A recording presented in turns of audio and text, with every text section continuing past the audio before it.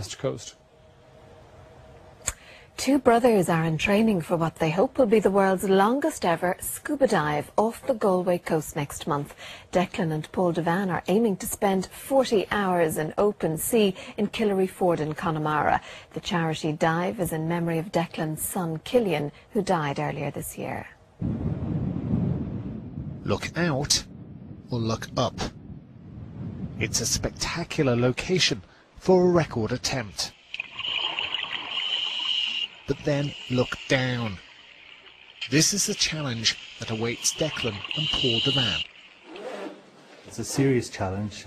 We are exposed to the open sea and all that throws at us, such as the currents, the tides, the weather, and in particular the cold.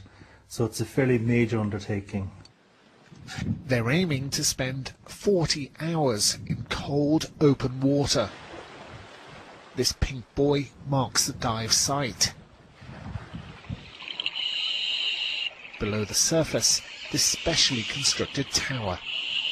That's about 40 metres deep at that point.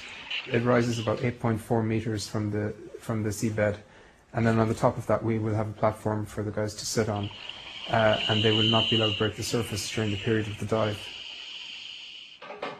A team of support divers will bring down air cylinders every hour. But the challenge is psychological as well as physical. The toughest part, I think, is going to be both the cold temperature for 40 hours that we're going to have to endure, also how we're going to occupy ourselves down there. Just, you know, myself and Declan kind of stuck there for 40 hours. The motivation to keep going won't be hard to find. The dive is in memory of Declan's son Killian, who died of a brain tumour earlier this year. We stayed by his bedside every night, and to see the pain he was going through, what he went through, what we really are going through is relatively minor, we think.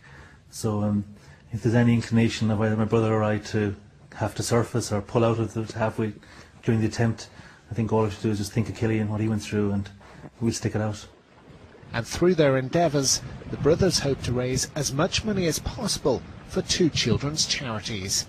Philip Bromwell, RTE News, Killary Fjord.